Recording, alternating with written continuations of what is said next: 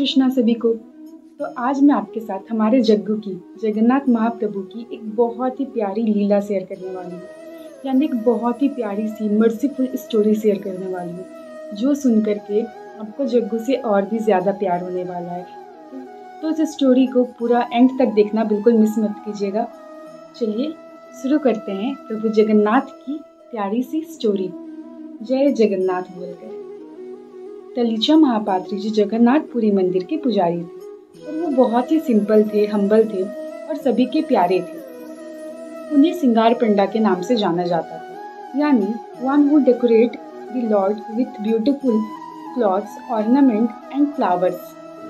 तो एक रात उन्हें खबर मिली कि जगन्नाथपुरी के राजा मंदिर में भगवान जगन्नाथ के दर्शन करने आने वाले हैं और उन्हें पता था कि राजा जब भी आते हैं तो भगवान जगन्नाथ की महाप्रसाद की माला को मांगते हैं। उस टाइम पे तलीचा महापात्र जी ने प्रभु जगन्नाथ के ऊपर से सारे मालाओं को हटा दिया था और बड़ा श्रृंगार वेश यानी रात्रि पोशाक के लिए, नाइट आउटफिट के लिए दूसरे मालाओं के सेट का ऑर्डर दिया था, मंगवाया था, जो अभी तक नहीं आया था। तलीचा महापात्र जी बहुत घबरा गए और वो सोचने लगे राजा किसी भी क्षण यहाँ पे आते होंगे और प्रभु जगन्नाथ के ऊपर कोई भी माला नहीं है। वो बहुत डर गए। तो फिर उन्हें जब और कोई रास्ता नहीं मिला तो उन्होंने अपने गले की माला, मतलब जो माला उन्होंने पहनी हुई थी, वो माला उतार करके भगवान जगन्नाथ के गले पर डाल दी, भगवान जगन्नाथ के गले पे अर्पण कर दिया और राजा आ गए। और राजा आ करके सबसे पहले प्रभु जगन्नाथ को प्रणाम किए और तलीचा महापात्र जी से पूछा, भगवान जगन्नाथ की प्रसाद माला कहाँ है? तभी राजा ने देखा कि प्रभु जगन्नाथ के ऊपर बस एक ही माला है। वो देख करके राजा बहुत खुश हुए और अपने आप को बहुत सौभाग्यशाली महसूस करने लगे। फिर राजा जैसे ही अपने महल पहुंचे तो उन्होंने माला को उतारा तो उन्होंने देखा कि माला में एक बड़ा सा बाल है। उन्होंने सोचा पक्का ये माला पंडा द्वारा पहना गया लगता है। फिर भगवान जगन्नाथ को पहना दिया गया। राजा ने तलीचा महापात्र जी को अपने महल बुलाया और कहा, क्या आपको लगता है कि प्रभु जगन्नाथ के बाल बड़े हो रहे हैं?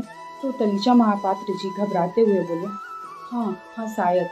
फिर राजा ने कहा, ठीक है, मैं कल मंदिर आकर के इस बात की जांच करूंगा और अगर प्रभु जगन्नाथ के बाल हुए तो मैं तुम्हें ढेर सारा अच्छा इनाम दूंगा, लेकिन अगर प्रभु जगन्नाथ के बाल नहीं हुए तो मैं तुम्हें राज्य से बाहर निकाल दूंगा। फिर तलीचा महापात्र जी घर वापस आए और बहुत रोने लगे।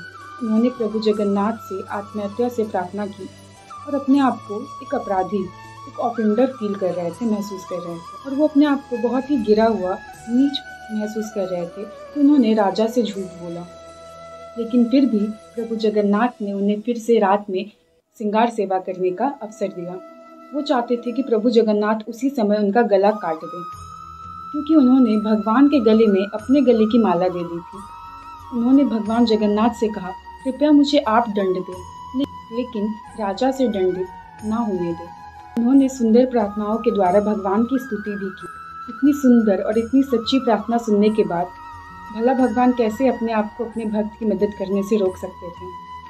तलीचा महापात्र जी ने विष का घड़ा, पॉट ऑफ पॉइजन, अपने पास रखा और कहा, यदि भगवान आपने मुझे आज रात तक कोई समाधान नहीं दिखाया तो मैं अपने प्राण त्याग लूँगा, मैं विष पीकर अपना जीवन समाप्त कर दूँगा।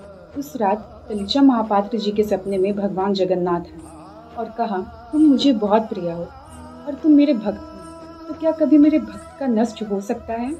कभी नहीं।